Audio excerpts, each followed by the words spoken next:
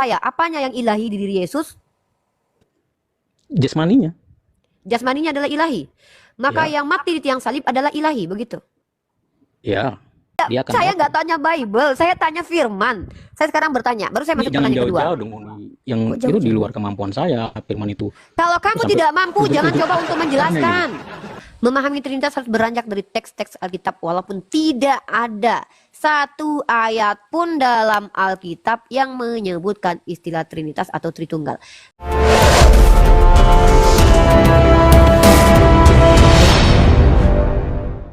Bismillahirrahmanirrahim. Assalamualaikum warahmatullahi wabarakatuh. Rabbi shrah li sadri wa yassir li amri wahlul 'uqdatam min lisani yafqahu qawli. Saya akan bacakan firman Allah Subhanahu wa taala. Bismillahirrahmanirrahim. Sebelum kita lanjut diskusi, izinkan saya prolog. Buat teman-teman yang di YouTube, sehat selalu semua. Semoga Allah selalu senantiasa memberikan kita penjagaan dari Allah ya, sehingga kita dijaga dalam iman Islam dan selalu diizinkan untuk menjaga akal. Kenapa dalam Islam itu ada bab muqasid syariat? Dalam Islam itu ada mata pembelajaran maksud syariat. Syariat itu salah satunya menjaga akal. Maka perbedaan kita dengan hewan adalah akal.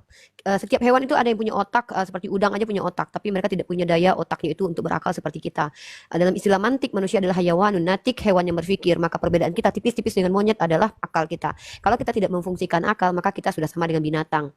Bismillahirrahmanirrahim. Innallazina kafaru sawa'un 'alaihim a'anzartahum am lam tunzirhum la yu'minun. Kata Allah Subhanahu wa taala fil Qur'anul Karim, sesungguhnya orang-orang kafir sama saja bagi mereka, kamu beri peringatan atau tidak kamu beri peringatan, mereka tidak akan beriman. Maka saya di sini diskusi lintas agama, tujuan saya bukan untuk menjadikan orang-orang kafir menolak kebenaran itu, bukan untuk mengislamkan mereka, tapi untuk mengajak mereka berpikir, mengajak mereka untuk membangun konstruksi berpikir, apakah mereka sesuai dengan manusia, kemanusiaan mereka, mampukah mereka memanusiakan diri mereka. Kita akan membuktikan dalam tanah dialektika, bukan untuk orang kafir itu apa sih, saya Unirifa? prolog. Nanti saya jelaskan ya. Anda bertanya panjang. saja nanti. Tidak, Anda di sini bertanya saja nanti. Yang teman-teman Kristen bertanya saja. Kalau untuk saya ya. Nah, jadi ya? saya akan sampaikan beberapa dalil baik dalam kitab suci kita Al-Qur'anul Karim dan juga kitab sucinya teman-teman Kristen, karena di sini ada orang Kristen, menghormati mereka, saya akan bacakan kitab mereka. Saya akan bacakan di kitab mereka ada Amsal 16 ayat 22. Akal budi adalah sumber kehidupan bagi yang mempunyainya. Tetapi siksaan bagi orang bodoh ialah kebodohannya. Ya. Kemudian Amsal pasal 27 nomor 22. Sekalipun engkau menumbuk orang bodoh dalam lesung dengan alu bersama-sama gandum, kebodohannya tidak akan lenyap daripadanya. Dalam Amsal 27 ayat 22, kebodohan itu sesuatu yang tidak akan lenyap. Tapi dalam Islam, afala yata'qilun, Allah trigger kita dalam Al-Quran. Apakah engkau tidak berpikir? Afala yatafakkaru, afala yatadabbaru. Al-Quran mengajak manusia untuk memfungsikan daya akal berpikirnya itu. Sehingga kita tidak tersesat dan tidak salah menuhankan Tuhan. Dan kita bisa membedakan mana Tuhan, mana manusia. Dan kita tidak akan menuhankan manusia dan memanusiakan Tuhan. Ini adalah standar dalam kitab suci Al-Quran. Kejahilan itu harus dihapuskan, dan begitu juga dalam kitab sucinya orang Kristen. Maka mari kita saksikan bersama, apakah kita termasuk orang yang mempertahankan kebodohan dan bangga dengan kebodohan, atau orang yang ingin keluar dari situ, memanusiakan diri kita menjadi manusia. Amsal 19 nomor 3, kebodohan menyesatkan jalan orang, lalu gusarlah hatinya terhadap Tuhan. Ingat, kebodohan dalam iman Kristen dan iman Islam itu sesuatu yang tidak boleh dipertahankan. Baik, saudaraku Kristen, siapapun kalian yang ada di sini, Jogja, Hatmoris, Yosua, silahkan bertanya. Insya Allah saya akan coba menjawab pertanyaan kalian, karena itu adalah tanggung jawab saya sebagai muslimah yang diberikan oleh Allah ilmu pengetahuan walaupun hanya sedikit. Tidak Allah memberi ilmu pengetahuan melainkan hanya sedikit. Silahkan brother, bertanya tentang Islam. Kafara, Anda bertanya tentang kafir, Yosua? Ini saya bertanya ya, berarti Handi jangan bertanya dulu Handi ya. Saya bertanya sama Unirifa dulu. Kau diam dulu Handi ya. Kafir itu pengertiannya apa sih, Unirifa? Kafir dari kata kafara. Enggak, tunggu dulu nih, tunggu kok dia. Kenapa lu atur gua kok? Lagi diem lu atur gua. Gua itu player lu. Gua lagi nyantai lu atur gua injak lu. Artinya tersakiti Bang Handi. Sebenarnya yang saya tangkap dari diskusi tadi adalah ketika Bang Handi mempertanyakan pertanyaan logika terhadap ketuhanan apa yang dia imani. Sebenarnya kenapa dia merasa tersakiti? Karena secara nalar tidak ada yang menerima Tuhan itu mati. Dia menjawab bahwa Tuhan itu tidak mati. Faktanya adalah memang kita menemukan literasi dan doktrin bahwa Tuhan itu pernah mati. Sebenarnya nalarnya berfungsi, tapi dia menolak. Bagaimana harus mengatakan bahwa Tuhan pernah mati sementara nalarnya sebagai manusia yang punya common sense itu tidak terima Tuhan itu mati. Tapi faktanya kitab sucinya mengatakan dia harus memberitakan kematian Tuhan. Dan ini menyakiti betul. Kenapa para nabi itu mereka disiksa, dihajar, bahkan dibunuh? Karena ketika para nabi menyampaikan kebenaran, menjadi gusarlah orang-orang yang tidak benar. Dan mereka tersakiti. Hujah tak mampu dibalas dengan hujah. Pada akhirnya apa? Ad hominem. menyerang pribadi, tidak menyukai pribadi seseorang. Ini yang terjadi kepada nabi terdahulu ketika menyampaikan kebenaran, pada akhirnya mereka dibunuh. Nah, jadi kita para pendakwah yang disampaikan dalam Al-Qur'an, penyeru kaum kafir sama seperti pengembala berteriak kepada hewan ternak. Nah, tidak semua orang-orang yang berada di Zoom atau di ruang TikTok ini adalah orang-orang yang betul-betul mencari ilmu pengetahuan. Bisa saja mereka adalah orang yang ketrigger mendengarkan Tuhan yang dibicarakan dan dia sadar bahwa selama ini tidak pernah membahas Tuhan yang pernah mati. Lalu kita hadiahkan kepada mereka bahwa kalian adalah orang yang menuhankan Tuhan yang terkutuk di tiang salib. Mereka kaget dan syok karena mereka tidak pernah membaca dan membahas ini di ruang lingkup kehidupan mereka sehari-hari. Berbeda dengan umat Islam. Al-Quran adalah bagian dari kehidupan kita yang tak akan terpisahkan apapun kejadian, apapun tindakan. Kita harus back to Al-Quran. Dalil-dalil Al-Quran bukan hanya ada di dalam kitab saja, tapi juga dalam hati kita. Bahkan sebodoh-bodohnya umat Islam, mereka wajib melafazkan ayat Al-Quran yang adalah umul kitab Al-Fatihah. Mereka wajib menghafalkan itu. Nah, jadi, Sebentar. Mereka kenapa mereka Yosua tersakiti dia, dengan hal seperti itu? dia ingin bertanya itu waktu dia loh. Sebelum saya kasih kamu kesempatan bertanya, izinkan saya terakhir untuk menyampaikan. Iya, naikkan dulu Bang Yosua, dia Ibaratkan- belum selesai bertanya. Bentar dulu. Jangan Gampang, coba jadi gampang. penjajah. Gini. Diam Ketika kalian hadir di rumah orang lain, jangan kalian atur bagaimana orang lain untuk membangun rumahnya, menyusun rumahnya. Kalian itu pendatang dan tamu. Ini room Islam. Kami izinkan duduk di sini, kita diskusi bersama. Ketika kalian menginginkan apa yang kalian inginkan, buatlah room sendiri. Kalau kalian masuk di rumah Tamu orang itu lain, pengertiannya apa nih? Hmm? Tamu. Saya belum Tamu itu selesai. apa? Saya belum selesai. Kamu belum diizinkan bicara. Minimal tidak punya adab. Bawalah Roh Kudus kalian. Ini saya jawab dulu nih, tamu itu dihormati kalau datang buka sendal. Tapi ini tamunya tadi habis injak tai babi masuk ke rumah orang. Ya nggak dihormati lah. Itu maksudnya. Paham ya? Enggak, Bang Andi lagi diam, lagi ngopi-ngopi, merokok-merokok, diganggu lagi. Nggak, Bang Andi kok bisa seudeng itu? Tadi masalah sama Bang Andi tuh. Jadi sekali lagi saya ulang ya, tamu itu dihormati kalau masuk baik-baik, buka sendal, dipersilakan duduk, dihormati bikin Iya, naikkan dulu Bang kopi. Yosua, biar enak Tapi gitu kalau diskusinya. tamu itu datang habis injak tai babi, habis makan babi, tidak gosok gigi, ya nggak dihormati lah, gitu loh. Gimana mau dihormati orang ngotorin rumah orang kan gitu. Ya, Udah kenapa ngerti harus nih, ngomong lanjut. gitu? Bertanya, kalau ke saya silakan bertanya, insya Allah, karena pertanyaan kalian adalah ilmu bagi saya, karena saya akan mencari jawabannya, bukan berarti saya pintar, tapi saya akan mengupayakan untuk mencari informasi terkait apa yang kalian inginkan. Silakan kalian bertanya, umat Kristen silakan naik ke atas. Bang Dan Yosua, bukan hanya naik, saya Bang Yosua. menjawab, nanti akan dibantu oleh guru saya Ustadz Tahta untuk menjawab. Ini juga Bang Yosua sebetulnya bertanya. Silakan Bang Yosua, naik. Kenapa kalian ini ketika kalian disuruh bicara, kalian lemparkan ke orang lain. Ketika kalian tidak diizinkan bicara, kalian bicara. Maunya kalian sebenarnya apa? Masuk ke ranah dialektika ini untuk apa? Pansos. Kita menghargai Bang Yosua. Dia tadi belum Kalau pemilik rumah tidak mengizinkan seseorang masuk, Anda sebagai tamu siapa mengizinkan orang lain masuk ke rumah orang lain?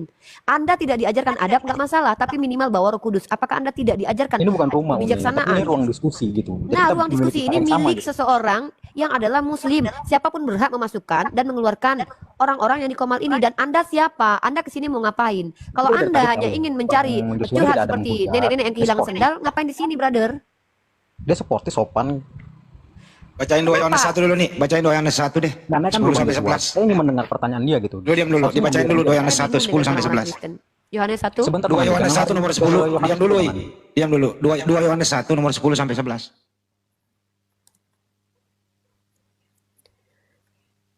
Inilah karena kalian telah menghujat Tuhan kalian, maka kalian dihinakan oleh Allah di dunia dan akhirat. Kalian betul-betul, jikalau seorang datang kepadamu dan ia tidak membawa ajaran ini, janganlah kamu menerima dia dalam rumahmu dan janganlah memberi salam kepadanya. Inilah ajaran Kristen. Ya, teman-teman, kalau kami umat Islam itu tidak terlarang dalam surah Al-Mumtahanah ayat ke-8, tidak terlarang kami berbuat baik kepada kalian. Kebaikan kami adalah mengajak kalian diskusi, membicarakan apa-apa yang kalian tidak pahami. Tapi ketika kalian diizinkan duduk di ruang publik yang dimiliki oleh orang Islam, kalian berusaha menguasai room tersebut, berusaha untuk mengatur. Inilah kalian yang disebut dengan penjajah, pendudukan. Jangan bawa sifat-sifat penjajah. Ketika hadir di ruang orang lain, silakan berbicara ketika setelah diizinkan. Atau kita ada istilahnya, kalian boleh interupsi. Kalau tidak diajarkan adab, minimal kalian bawalah Roh Kudus. Ya, silakan. Uni, Anda berbicara kitab seakan-akan kitab ini adalah kitab yang sangat apa gitu, tidak manusiawi. Sangat apa? Sementara Sangat apa? Saya ajaran- tidak tahu maksudnya sangat apa. Apanya ajaran apa? kitab Anda lebih parah Saya dari tidak kitab mengerti kami. bahasamu itu, brother. Seolah-olah kitab ini Kalau Anda sangatlah tidak mengerti bahasa apa? saya, berarti pengetahuan Anda terbatas gitu, tidak paham dengan apa yang saya Kalau katakan. saya tidak mengerti ODGJ, bukan berarti saya pengetahuannya terbatas. Nggak mungkin saya harus mengerti ODGJ. Diksi kamu itu harus kamu perbaiki. Uni, kamu membaca kitab seolah-olah kamu menganggap kitab ini kitab apa-apa. Kamu punya masalah berat apa dalam hidup kamu? Kalau kamu ingin curhat, cari rumah Mama Dede. Ini ruang dialektika. Tempat kita berhujah, tempat kita berargumentasi. Kalau kamu tidak sanggup, jangan naik, komandan. Di bawah saja belajar. Naik ke atas ini jangan curhat, brother. Tanya, saya suruh kamu bertanya tentang agama saya. Ya udah, kita Kalaupun adu- kamu ingin bertanya adu tentang agama argumentasi kamu, aja. silakan. Siapa jalan Insya Allah, bisa jadi saya lebih paham agama Islam kamu kah atau ketimbang kamu Kristen? sendiri.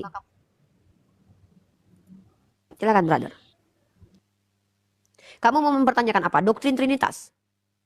Atau kamu mau bertanya dari siapa doktrin Trinitas itu muncul? Atau kamu mau mempertanyakan sejarah gereja ke saya? Atau kamu mau bertanya bagaimana kitab kalian itu bisa hadir?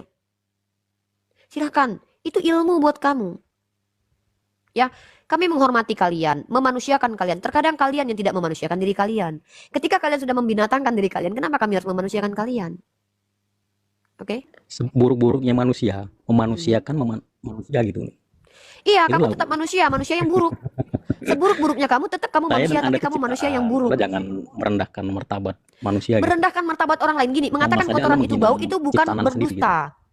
Ketika kamu menunjukkan keburukan kamu di hadapan publik, kamu mengatur komal orang lain dan kamu berkata sesuatu yang tidak sesuai dengan substansi pembicaraan kita dan bahkan diksi-diksimu pun tidak jelas kami pahami. Lalu saya mencoba untuk mengkonfirmasi apa yang kamu maksud dan kamu tantrum. Kamu tidak bisa menerima kritikan orang lain. Karena kamu apa? Karena kamu sendiri adalah orang yang menolak. Coba saya tanya kepada kamu lagi. Ketika kamu bilang, Uni membaca kitab seolah-olah kitab itu apa? Apa? Saya tidak ngerti apa. Apa yang bagaimana? Apa? Ya Anda mencari mempelajari kitab Apa? Anda, Coba jelas mencari diksi kesalahannya kamu. gitu. Mencari Iya, kesalahan. mencari kesalahan. Saya di bacakan dalam kitab Amsal pasal 16:22. Akal ayat budi itu adalah sumber sesat, kehidupan bagi yang mempunyai. Tetapi siksaan bagi orang bodoh ialah kebodohannya. Saya tanya, ini kesalahan atau kebenaran? Coba dijawab. Amsal pasal 16:22. Akal budi adalah sumber kehidupan bagi yang mempunyai. Kamu punya akal tidak? Ini kebenaran atau kesalahan? Jadi teman-teman, kenapa saya bawakan ayat ini? Bang Handi tadi berdiskusi menggunakan metode dalil akli. Ketika Bang Handi bertanya, Tuhan kamu pernah mati? Tuhan kamu itu pernah bayi? Maka dijawab oleh teman-teman kita Kristen dengan sangat-sangat saya dengarkan tadi. Itu suara ya, kita bisa analisis. Ketidaknyamanan. Kenapa? Nalar manusia itu, kita punya common sense. Allah berikan kita dari lahir itu otak, yang mana otak itu bertumbuh, kognitifnya berkembang, psikologi. Jadi kalau kita bicara ilmu psikologi, fungsi-fungsi tubuh itu bertumbuh. Anak saya bertumbuh dari tingginya mungkin 10 cm kemudian naik 12, itu bertumbuh. Tapi daya, kemampuan otot, kemampuan berpikir, kemampuan melihat, kemampuan berjalan, itu berkembang istilahnya. Maka kalian yang sudah diberikan akal, sudah diberikan hati, harusnya hati nurani dan juga kognitif berkembang. Tapi pertanyaan Bang Handi tadi mematikan akal teman-teman Kristiani. Kenapa? Karena mereka menerima dengan akalnya bahwa Tuhan yang maha kuasa dan kekal itu mati. Sebenarnya mereka sadar itu salah. Karena yang namanya Tuhan tidak mati. Maka Yosua tadi mengatakan, dia tidak pernah mati bagi kami. Ini adalah bahasa retorika melindungi dirinya dari apa? Dari pengetahuan umat Islam yang dalam kitabnya tertulis dia harus mengabarkan kematian Tuhan. Tapi karena nalarnya dia adalah manusia dan itu udah ada dalam dirinya, dia menolak kematian Tuhan. Sebenarnya bagus. Tapi masalahnya adalah kemudian karena doktrin tetap harus diterima, karena kitab suci tidak mungkin mereka coret dan mereka bakar, pada akhirnya mereka mengalihkan pembicaraan dengan berkata, bagi kami Tuhan kami tidak pernah mati. Realitasnya dia harus memberitakan kematian Tuhan. Inilah yang disebut dengan apa? Metode dalil akli. Kami mempecut akal kalian, membuktikan bahwa kalian gagal dalam berakal.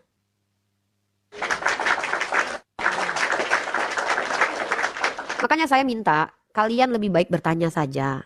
Saya bukan berarti merasa lebih hebat. Tidak, saya pelajar. Ketika kalian bertanya, pertanyaan kalian yang tidak bisa saya jawab, saya akan carikan jawabannya. Kalau pertanyaan itu saya bisa jawab, insya Allah saya coba jawab untuk memberitahukan kepada kalian. Kalian berhak mendapatkan ilmu pengetahuan. Saya berkewajiban menyampaikan ilmu pengetahuan. Kewajiban dari mana? Agama saya yang ajarkan. Sampaikanlah dari nabi saya walaupun hanya satu ayat. Ud'u ila sabili rabbika bil hikmah. Dalam surah An-Nahl 125 kami diwajibkan menyampaikan dengan cara berhikmah. Saya ajak kalian berpikir, ayo renungkan, apakah kalian percaya Tuhan yang kekal itu mati? Ketika kreator sendiri mati, maka masihkah dia layak dikatakan Tuhan? Itu yang diajak sama Bang Handi tadi. Nah, jadi kalian yang Kristen, berat memang membahas iman kalian di publik. Kenapa? Karena adanya kontradiksi antara ayat dengan ayat, kontradiksi doktrin dengan realitas di dalam ayat, dan kontradiksi antara akal dengan doktrin. Kontradiksi antara statement kalian di awal dengan statement kalian yang kedua. Bahkan kebanyakan teman-teman Kristen ketika bicara, tidak ada yang mustahil bagi Tuhan. Contoh ya, mereka selalu mengingkari apa yang mereka omongkan. Kalian itu masuk ke kategori bukan saja jahil dan bangga dengan kejahilan kalian, tapi kalian masuk ke ranah menafikan apa yang kalian katakan. Iya, tiada yang mustahil bagi Tuhan saya. Mustahil Tuhanmu menjadi iblis. Oh mustahil dong, gak mungkin Tuhan itu jahat. Ini dia argumen yang terbantahkan oleh argumen pertama yang kalian bantah di argumen kedua. Tidak ada yang mustahil, itu argumen premis awal. Tidak ada yang mustahil bagi Tuhan saya. Mani, tunggu. Edi, lu ngapain tidur di sini, Baluap? Nah, mungkin saya mau kalian bertanya saja. Sebelum Bang Handi yang bertanya, kalian tidak akan mampu menjawab karena kalian malu menjawabnya. Jadi kalau saya lebih baik kalian bertanya saja. Jadi pandangan Unin tentang Kristen ini bagaimana pandangan Unin? Bagus, Apa pertanyaan bagus. Kristen Apakah berasal ini- dari kata Kristus, kemudian ada tambahan di belakangnya merujuk kepada pengikut Kristus. Atau di sini kita bicara tentang Yesus yang konon katanya menurut keyakinan kalian, dia mati di tiang salib menebus dosa kalian.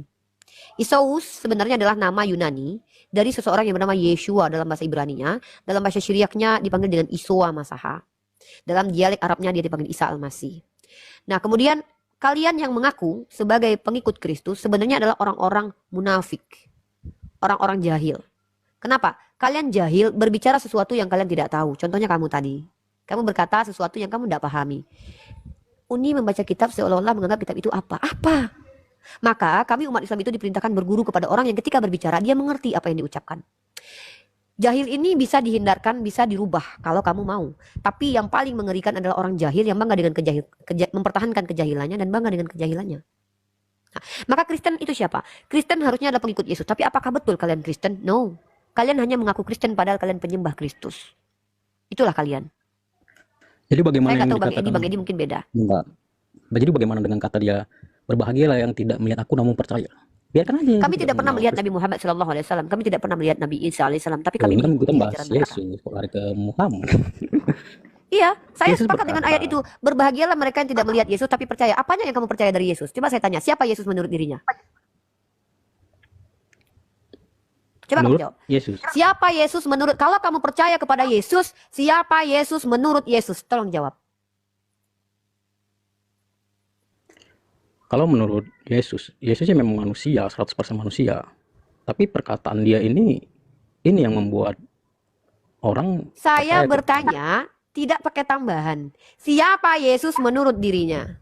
Pertanyaan saya simple. Dia 100% manusia, sama seperti Coba kita tunjukkan manusia. kepada saya. Kamu tahu dari mana kalau dia 100% manusia? Bukan siluman. Coba.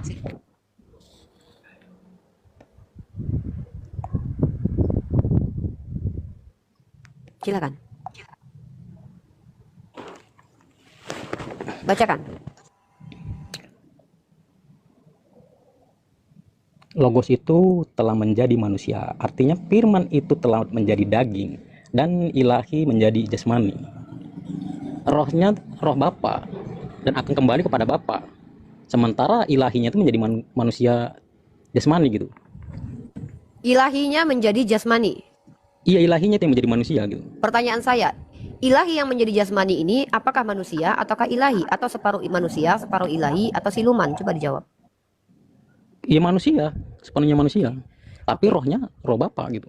Rohnya Maka adalah dia roh berkata, Bapa. "Ah, Sebentar, kita maka dia langsung TikTok berkata, saja. Rohnya Yesus adalah roh ilahi, betul? Saya belum selesai. Oke, silakan. Gimana? Rohnya Yesus adalah roh ilahi. Berarti ada roh Tuhan yang numpang di daging manusia. Sementara firman itu menjadi manusia. Pertanyaan saya, apanya yang ilahi di diri Yesus? Jasmaninya. Jasmaninya adalah ilahi. Maka Ya. yang mati di tiang salib adalah ilahi, begitu. Ya, Yang terluka itu adalah ilahi. Daging itu Iya. adalah ilahi, yang mengeluarkan darah adalah ilahi. Iya, Kamu menyembah daging. menyembah daging. Anda itu bahasa kasarnya gitu. Jadi kalau kita bahasa halusnya, Kenapa kita kamu terganggu dengan bahasa yang jelas? Ketika kamu katakan bahwa daging Yesus adalah ilahi, kelaminnya juga ilahi, maka kamu penyembah kelamin, penyembah daging.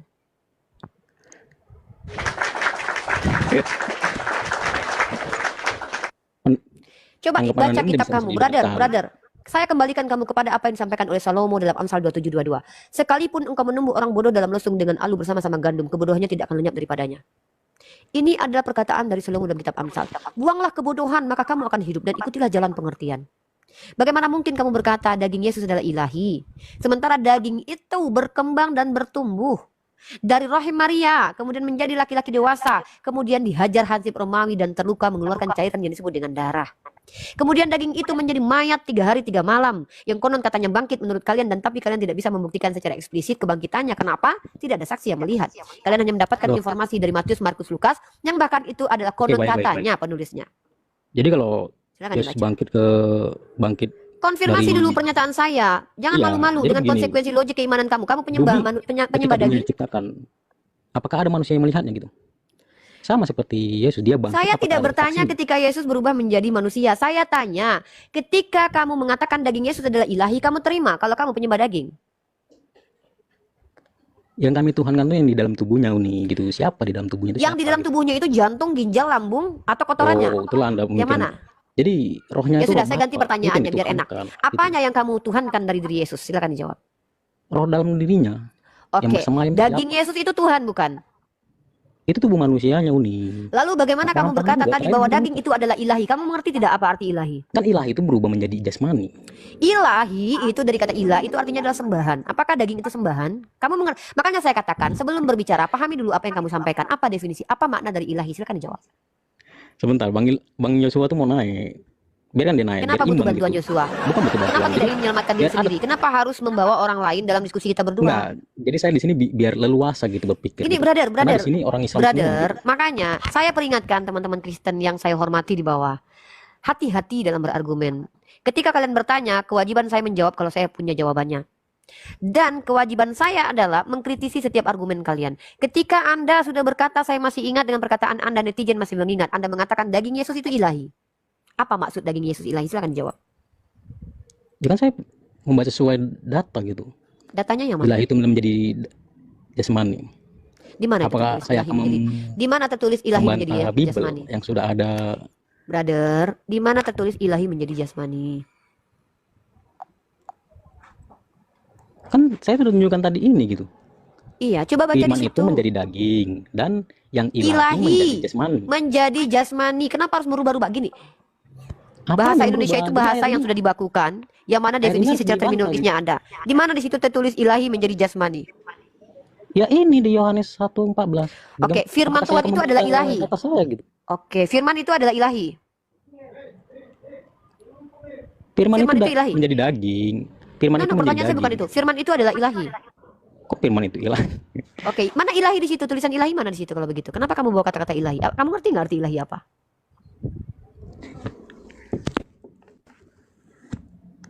Yang jelas ini udah ada di Bible. Apa yang gitu. jelas? Apakah saya yang Apa yang jelas dari tadi? berbicara? Apakah saya Apanya yang ngomong? jelas? Yang jelas itu apa? Coba, yang jelas apa? Makanya Anda membaca Kasih saya clue. Yohanes Apa yang jelas? 1:14. Apa di situ? Firman logos itu Oke, telah firman menjadi itu manusia. apakah Tuhan? Saya tanya, firman itu apakah Tuhan? Itu artinya firman itu menjadi daging. Dan Yang saya tanya, firman yang itu ilahi apakah menjadi Tuhan? jasmani. Kenapa sulit? Jadi Kamu- benar kamu dengar dibilang saya ngomong nggak? di Bible. Ya, sebentar nih. Maka benar No, no, no, dibilang no, saya dalam tidak Bible. butuh penjelasan. Kenapa Akan memberikan lahir penjelasan yang tidak saya bagimu. butuh? Kenapa lari dari keinginan saya? Saya ingin tahu apa pemahaman kamu tentang firman. Kenapa kamu tidak menjawab yang saya tanya, tapi menjawab sesuatu yang tidak saya tanyakan? Saya bertanya, apakah firman itu adalah Tuhan? Saya nggak mau jauh-jauh nih, yang udah di Bible aja gitu. Kenapa kamu yang membawa ayat ini? Iya, jadi yang Saya dikatakan di mengkonfirmasi Bible, pemahaman kamu terkait ayat ini. Apa yang kamu pahami tentang ayat ini? Juru selamat. Kamu sebagai Kristen Yaitu memberikan Tuhan. kami ayat ini. Sementara kamu coba menjelaskan ayat ini. kota Sementara Daud. kamu menjelaskan Dan yang bukan ayat ini yang kamu Yesus sudah jelaskan. Apa mengakui gunanya bahwa kamu dia tunjukin itu ayat ini? Mesias. Yesus sendiri No, yang mengaku ayat bahwa ini dia buat apa Mesias. kamu lihatkan kepada kami? Ya, saya menunjukkan ayat ini bahwasanya firman itu Coba, telah menjadi apa manusia. penjelasan ayat ini? Firman itu Ya apa? benar, akan lahir baru Firman itu menjadi apa? Coba, selamat. firman itu apa? Yaitu Tuhan di kota Daud. Dan Yesus Oke. mengakui kalau dia itu Mesias. Oke, dia Tuhan. Udah selesai Jadi clear ya? di Dia Bible Tuhan. ini Oke. dari awal sampai akhir benar gitu, akan terjadi. Saya tidak, Dia akan saya datang. nggak tanya Bible, saya tanya firman. Saya sekarang bertanya, baru saya Iya, masuk jangan pertanyaan kedua. jauh-jauh dong, yang Oh, itu di jauh-jauh. luar kemampuan saya, firman itu. Kalau kamu Sampai tidak mampu, jangan tujuh coba untuk tanya menjelaskan. Kalau kamu Seakan-akan tidak punya Uni, kemampuan menjelaskan, berhenti brother, jangan sok tahu. Orang-orang seperti kamu lah Iya. yang akan menyesatkan peradaban. Kita di Orang sini yang tidak mencari memiliki ilmu pengetahuan, pengetahuan mencoba untuk menjelaskan. Ini namanya kejahilan. Makanya saya katakan, Amsal pasal 9 nomor 6, buanglah kebodohan, maka kamu akan hidup. Dan masa ikutilah harus jalan sesuai dengan pengertian. pendapat Uni kan? Ja, Ini lucu. ikutilah jalan pengertian. Coba saya tanya, apa pengertian kamu tentang firman? Uni saja orang Islam, gimana saya belajar dengan Uni gitu? Saya beda tidak mau konsep. mengajarkan kamu. Saya justru ingin belajar sama Ya kamu. makanya jangan Apa pengertian jauh-jauh kamu tentang firman? penjelasannya gitu. Seakan-akan Kalau kamu yang tidak mau dijelaskan. mendengarkan penjelasan manusia, turun dari sini. Ngapain kamu di sini? Kita Uni di sini tanya aku dong diskusi. Uni. Ya, Gantian. Fandi, apa itu firman? Firman itu adalah perkataan dari Tuhan semesta alam beserta isi. Simple. Jawabannya simple. Tidak berbelit-belit. Tidak membuat sakit perut, tidak membuat pusing kepala dan migrain. Begitulah umat Islam. Sangat-sangat very clear. Kenapa kalian mempersulit kehidupan kalian? Buanglah kebodohan, maka kamu akan hidup. Dan ikutilah jalan pengertian. Ini Amsal pasal 9 nomor 6. Kenapa kalian memperkaya orang jual obat sakit kepala? Ini ruang dialektika. Kita di sini transfer knowledge, transfer pengetahuan. Kalau kamu tidak tahu, silakan kami yang kasih tahu. Maka silakan bertanya. Dari tadi kamu kasih ayat-ayat kepada saya, tapi kamu tidak ngerti ayat itu apa. Hah? Ya betul yang di bawah typing. Sulit menjadi teman-teman Kristen jujur. Saya tidak butuh teman-teman Kristen yang pintar. Kita butuh teman-teman Kristen yang jujur, mengakui Iya, tapi kan doktrin yang penjelasan saya diimani. berbeda Uni. Apakah penjelasan saya harus sesuai dengan pendapat Uni? Apa yang kamu jelaskan dari tidak. tadi? Yang kamu jelaskan apa? Makanya buka dulu data yang saya miliki ini gitu. Yang tadi saja belum selesai, kamu udah pergi ke data baru. Saya tanya Iya. apa itu firman? Iya kan, iya nih tunjukin datanya gitu. Apa pengertian Ya, firman silakan. di sini kan terbukti gitu.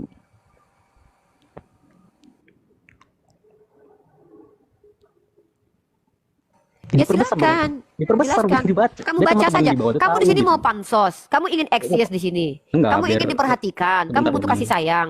Kita Loh, di sini begitu berdialektika. nih ngomong nggak? Mudah saja bagi kamu membacakan ayat itu. Silakan kamu baca. Iya biar teman-teman kita yang di bawah ini tahu Silahkan gitu. kamu baca. Orang bisa meng-cross check di handphonenya masing-masing. Baca saja. Kenapa kamu mempersulit kami di Jadi sini? berbahasa saya Kamu ingin terkenal. Kamu ingin pansos. Ini bukan tempat kalian orang jahil mendapatkan tempat. Kami tidak mengizinkan orang jahil bicara banyak. Kamu sendiri tidak mengerti dengan apa yang kamu sampaikan tadi. Saya hanya bertanya apa itu firman. iya di kamu tak data mampu ini menjawabnya. dikatakan firman itu memang perkataan. Jadi di data ini semua tertulis gitu. Oke, firman adalah perkataan. Apakah Yesus adalah perkataan? Ya kan sesuai dengan data nih. Pertanyaan Firman itu menjadi saya, firman adalah Yang menjadi perkataan menurut manusia. definisi yang kamu ajukan kepada kami. Pertanyaan di situ saya dikatakan. lanjut, apakah Yesus adalah Firman itu menjadi perkataan? manusia. Kenapa sulit menangkap? Kognitif kamu itu Ya bukan Anda tidak membuat berkembang. sulit pertanyaan tersebut gitu. Pertanyaan saya, apakah Yesus adalah perkataan? Tanya aku nih, Fandi, apakah Yesus adalah perkataan? sel adalah satuan terkecil yang membentuk tubuh makhluk hidup. Yesus itu bukan perkataan, tapi Yesus bisa berkata. Gitu loh.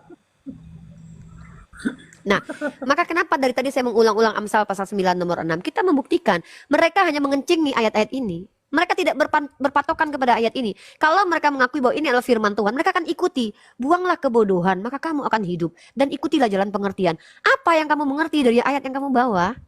Kami tidak sedang menghakimi kalian. Kami mengajak kalian untuk masuk ke ranah logika berpikir yang sistematis, yang terrekonstruksi dengan baik dan benar. Andai Jadi kamu menurut menolak Uni, ide dan ajaran yang gagasan benar itu kami. ajaran yang Uni miliki Oke. gitu. Saya akan Gitu menurut sampaikan. Saya akan jelaskan kepada kamu. Apa Iya, arti menurut kebenaran? Uni ajaran yang benar itu No. ajaran Saya tidak mau Tuhan pakai itu menurut saya. ajaran Islam gitu. Saya tidak pernah mengatakan menurut saya. Ya kan Uni sering Saya bilang kalau seorang ajaran Uni itu maha- ajaran sempurna. Saya belum selesai, kenapa memotong? Coba lu orang kalau ngomong satu orang satu jangan semua Awak ngomong. nih, Ai dah cakap. Kalau you tanya biarkan Ai jawab. Ai jawab you potong lagi. Macam mana telinga you dengan mulut bisa fungsi sama-sama? Telinga mendengar, mulut bercakap. Senyap je dulu, biar cakap. Oe Pandi? Ya. Saya tidak Saya tak bicara pasal kebenaran menurut diri saya. Tak boleh. Kami umat Islam tidak boleh kebenaran menurut saya. Menurut saya. No, dalam agama Islam. Tapi menurut sisi akademis, definisi yang dimunculkan para ahli, tata bahasa, sosiologi, para ilmuwan. Kebenaran dalam ilmu filsafat artinya adalah apa? Persesuaian. Maka ketika kamu bicara klaim, itu harus sesuai. Kalau tidak sesuai berarti tidak benar. Contoh, saya berkata, saya adalah bidadari. Realitanya saya harus membuktikan kalau saya adalah bidadari. Kecuali saya melanjutkan penjelasan. Saya adalah bidadari di hati Fandi. Maka konfirmasinya adalah Fandi. Tapi kalau kamu bicara sesuatu dan kamu tidak bisa membuktikan klaim itu tidak benar.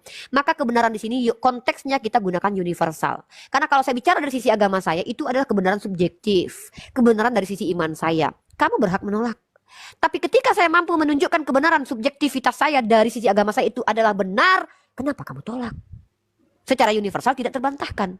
Contoh, kalau saya katakan, innal ladzina kafaru sawa'un 'alaihim a'anzartahum am lam tunzirhum la yu'minun.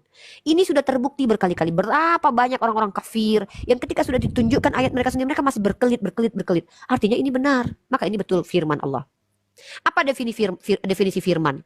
Firman berasal dari kata farman, dari bahasa Persia, artinya adalah dekret keputusan para pemimpin. Maka Al-Quran sebenarnya bukan hanya sekedar firman, karena bukan hanya sekedar dekret dan keputusan Allah, tapi di situ menceritakan kisah gaib. Makanya Al-Quran lebih tepatnya menggunakan bahasa aslinya adalah kalam Allah, perkataan Allah. Apakah betul?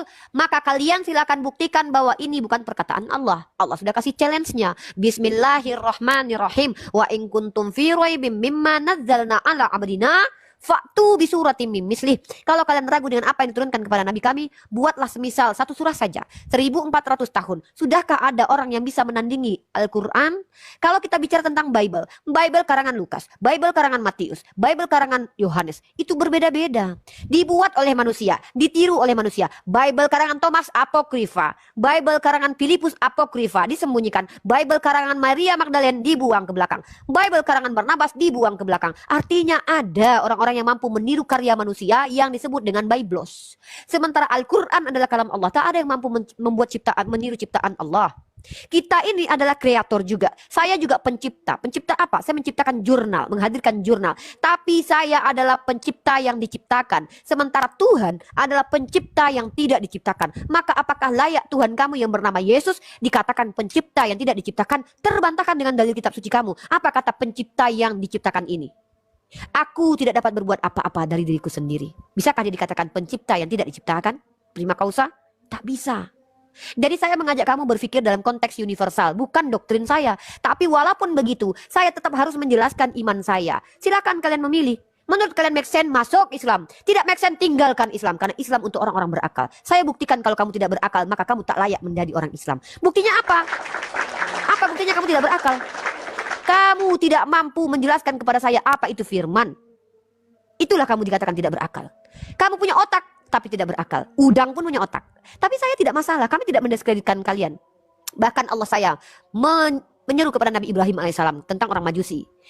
Bukankah dia adalah hambaku? Kami tidak terlarang berbuat baik kepada kalian dalam surah Al-Mumtahanah ayat ke-8. Tapi perkara kebenaran harus disampaikan karena ini membantu kalian untuk selamat perkara akhirat. Kalian terima silahkan, tidak terima tak masalah. Karena kami hanya menyampaikan la ikraha fiddin. Tidak ada paksaan dalam agama. Tapi ketika kamu tersakiti dengan iman kamu sendiri yang mengatakan Tuhan kamu mati dan kami konfirmasi apakah kalian penyembah mayat? Kalian tersakiti? Itu bukan salah kami. Tapi itu adalah kesalahan kalian yang mengimani doktrin yang bertentangan dengan akal. Begitu, brother. Silakan.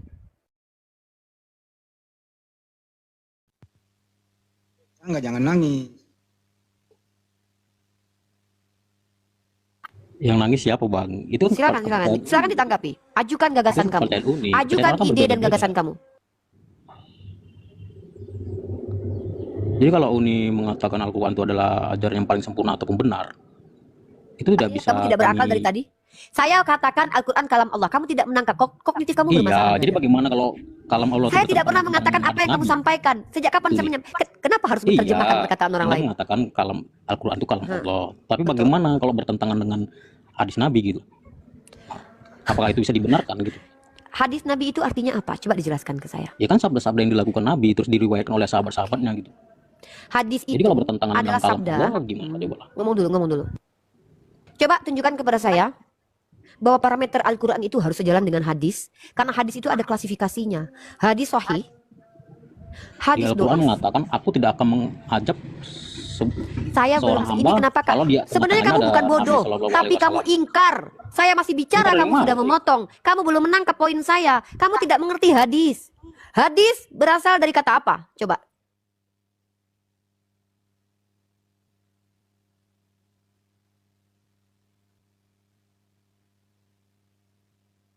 Makanya brother, kalau tidak mengerti, minimal jangan mengajukan, tapi bertanya saja. Karena inilah saya katakan, betul lah, maha benar Allah dengan segala firman-Nya. Islam untuk orang-orang berakal. Dari tadi kamu tidak memfungsikan akal. Apa yang saya katakan kamu tidak tangkap poin saya. Tidak masalah sebenarnya, ketika saya mengajar pun orang-orang tidak semua orang itu paham. Tapi konfirmasi, jadi ada dalam teori pendidikan itu namanya apa? Kita Ini pemaparan. Ya, Fandi. lu orang pakai bahasa Melayu enak didengar lah. Ya, saya udah cakap dengan awak-awak semua.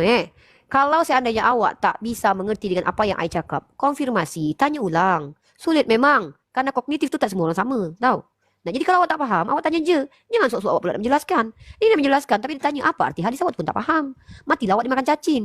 Hadis, Kan agama Anda, kok saya harus mengetahui pengertian hadis itu kan agama Anda. hadis itu Yang ya, saya bisa pelajari. dari jadid, karib, kabar, jadid, gitu loh kira-kira. Iya, itu Hadis. hadis itu kan ajaran Anda. Ajaran saya Bible. Bagaimana saya mempelajari hadis Anda sementara itu agama Ya, Anda? lu tadi yang ngomong tadi lu yang bawa. Iya, saya Gimana mencari dalil-dalilnya. Oh begini lupanya diriwayat oleh sabdanya gitu. Anda jangan lari langsung ke akar-akarnya gitu. Saya belum sampai ke situ gitu. Ya sudah belajar dulu. Kalau tidak paham, Belajar kalau brother, belajarlah saya tahu dulu. sampai akar-akar. Mungkin Anda udah kalah saya. Makanya belajarlah dulu, brotherku yang ganteng se-RT. Ya, saya bertanyakan bagaimana dengan hadis Kalau yang bertanya itu bertentangan ajukan dari dengan tadi. kalam Dari tadi Allah. kamu tidak bertanya, dari tadi kamu membantah. Iya, bagaimana Membantah tentang tanpa hadis ilmu. yang bertentangan dengan kalam Allah? Ya kalau Anda itu belum menjelaskan hadis, hal itu. ini saya tadi jelasin, lu potong. Gue Terus kayak Anda ganteng mengatakan juga lu. apa itu Saya pengertian lagi jelasin, kamu sudah potong. Ini orang maunya apa? Anak siapa ini jemput Maunya mama mendengar- jemput Dia lah. tak mendengar dia tak Uni aja paham ngomong tuh gitu. nih. Uni mesti cakap bahasa Malaya. Dia nak paham tuh. Fandi, I juga punya rasa tau. I punya rasa bosan tau. I lebih baik cakap dengan budak-budak kecil yang 5 tahun. Ditanya, bunda, apalah arti dia balon? Balon itu adalah benda yang kalau kita masukkan gas nak, dia akan mengembang. Dia orang berfikir tau. Jadi kalau seandainya kita tak tiup angin, berkembang tak bunda balon? Pandai pun mikir dia orang. Ni budak ni dari tadi, kita cakap apa, dia cakap apa. Kita cakap ayam, dia cerita pasal kerbau. Tak faham. I tak ngerti lah. Ni orang ni ada masalah apa? Apakah kehidupan dia sangatlah tak seronok sampai dia macam gini? I suruh dia belajar dululah. Rasa I dia patut kena belajar apa itu nama dia huruf, apa dia nama dia angka. Dia harus kena beza. Kena bezakan antara itu apa benda huruf dengan angka. Atau dia harus bezakan mana ayam, mana bebek. Mana Tuhan, mana manusia. Soalnya I rasa budak ni ada masalah dengan mental dia. I rasa lah. I dah cakap dia tak faham tau. I tanya dengan Bang Arus Hayat dulu. Arus Hayat, you faham tak dengan I cakap apa? You faham tak? Tak dengar, I tak dengar. You cakap apa tak dengar? Aku paham sikit-sikit. Sikit-sikit you faham. Apa cuba you simpulkan. Jangan you kerja makan je. Pipi dah kembang. Makan je kerja. Kamu bilang orang itu kalau mau naik koma harus belajar dulu. Pandai pun pakcik inilah. Masya Allah. Luar biasa lah ni orang ni lah. Dia je tak dapat hidayah. Tapi dia luar biasa. Pandai pun dia. Nah ini anak siapa ni? Awak tak belajar langsung tapi duk cuba untuk menjelaskan. Disuruh tanya pun awak tak nak dia kasih penjelasan. Awak tolak juga. Jadi mahu awak tu apa? Kalau awak nak ingin pansos, jangan kat sini. Cari rumah pargoi. Awak lebih baik pargoi-pargoi kat sana. Tak ada kesah dengan kita. Ya? Nah, jadi I nak suruh asar. Jadi sekali lagi bertanya, kawan-kawan Kristen silakan. I cuba jawablah pertanyaan kalian itu. Silakan.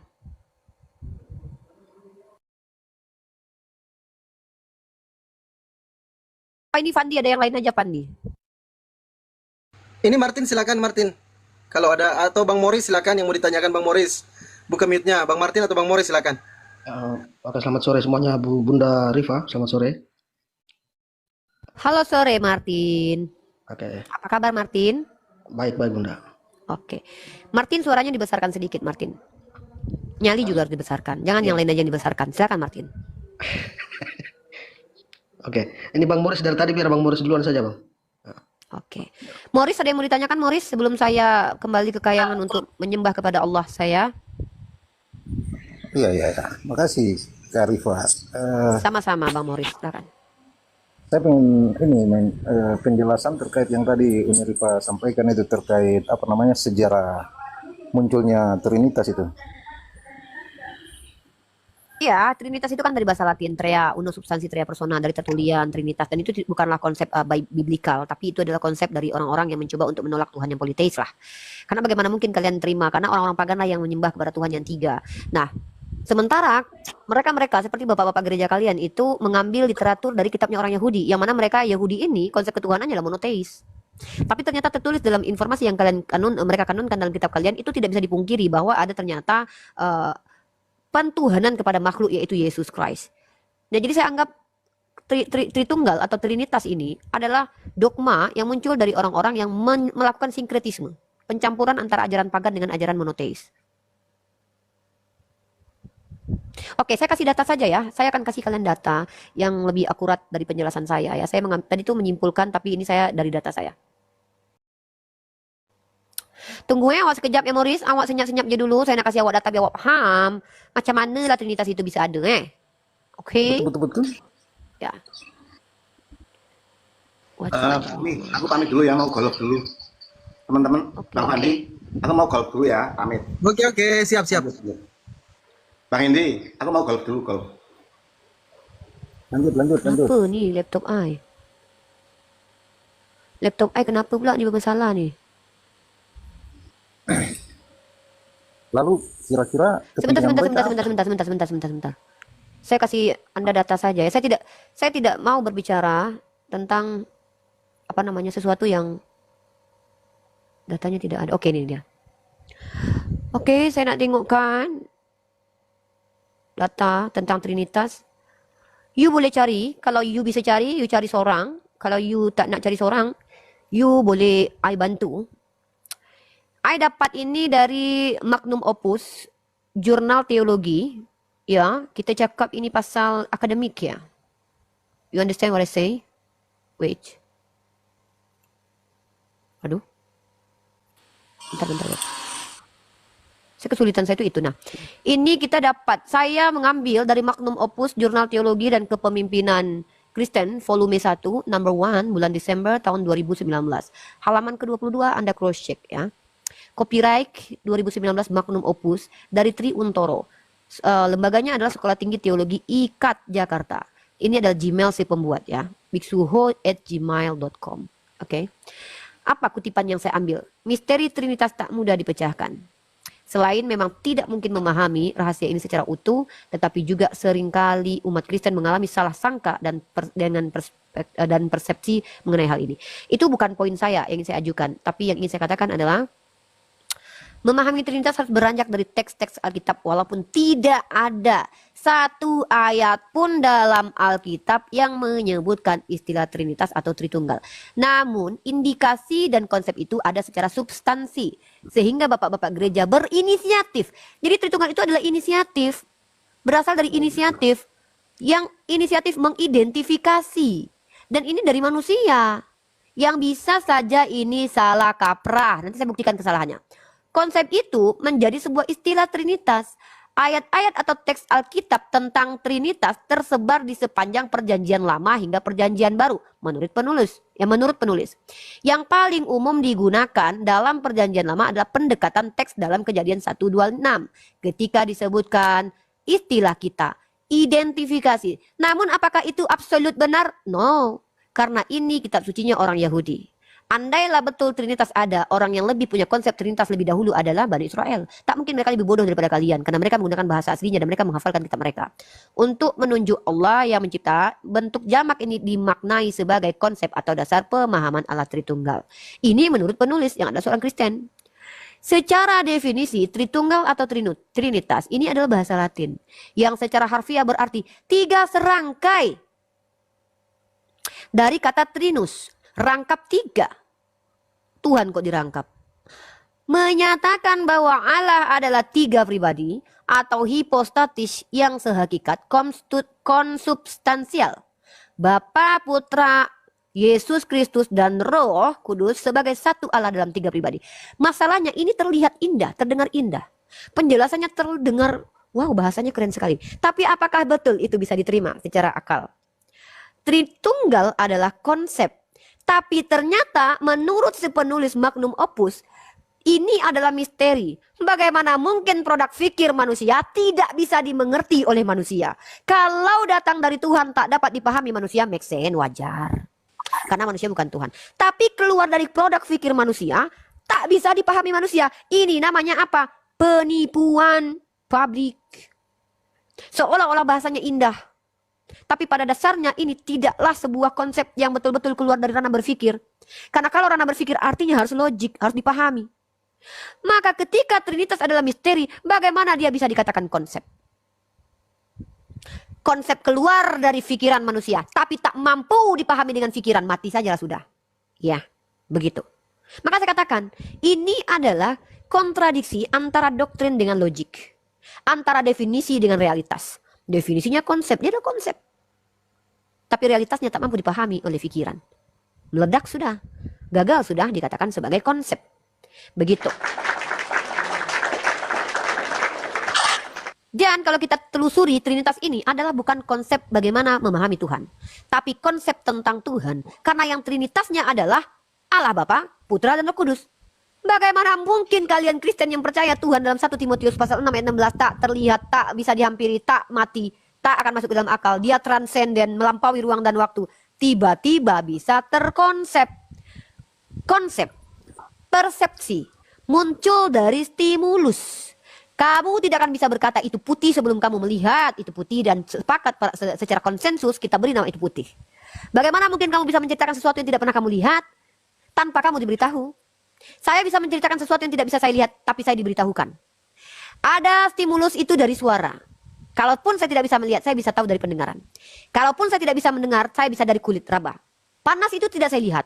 Panas itu tidak saya dengar, tapi saya tahu itu panas karena kulit saya merasakan panas itu. Stimulus namanya itu. Rangsangan kepada indera untuk bisa mengeluarkan istilah. Oh ini panas, kok tahu kok panas? Aku pegang tadi panas. Aduh sakit, bising, kok tahu kok bising? Aku dengar tadi bising. Aduh hitam, kok tahu kok hitam? Karena aku lihat dengan mata. Tuhan yang tak terlihat dengan indera, tidak dirasa oleh indera, tiba-tiba deskripsikan oleh orang-orang seperti kalian. Ini yang disebut dengan apa? Kalian adalah manusia melampaui batas bagaimana yang dilakukan oleh Bani Israel. Dalam surah Al-Baqarah ketika mereka dihadapkan kepada Musa. Bismillahirrahmanirrahim.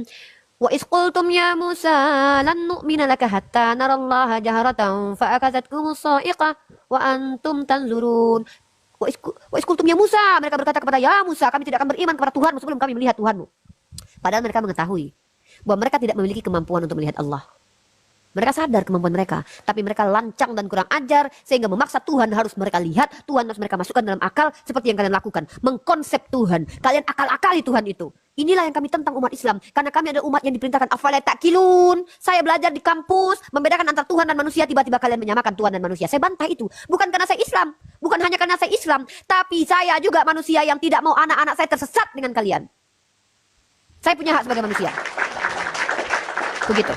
Jadi kapasitas saya di sini bukan hanya sebagai seorang muslimah yang membawa ajaran agama saya, tapi juga sebagai wanita yang adalah manusia, calon guru yang sekarang belajar di Fakultas Pendidikan Agama Islam mengajarkan bagaimana caranya kepada anak-anak mampu membedakan, mampu menyamakan. Ini adalah apa?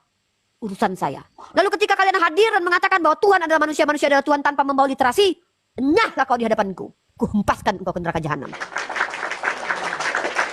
Ya. Saya mau sholat asar dulu, teman-teman Kristen silakan ingin bertanya kepada saya. Kalau kalian ingin tanya silakan dengan Bang Handi. Izinkan saya untuk sholat dulu, teman-teman Muslim. Mohon maaf kalau ada kata-kata yang salah. Mohon guru-guru asatidz saya yang ada dimanapun berada, penyampaian pemaparan saya itu pasti dari ketidaktahuan saya juga. Mungkin ada kesalahan-kesalahan dari apa yang saya paparkan. Izin saya untuk diluruskan. Saya tunggu DM-nya para asatidz, saya tunggu ilmunya dari para asatidz. Terima kasih. Saya izin untuk sholat dulu beberapa menit.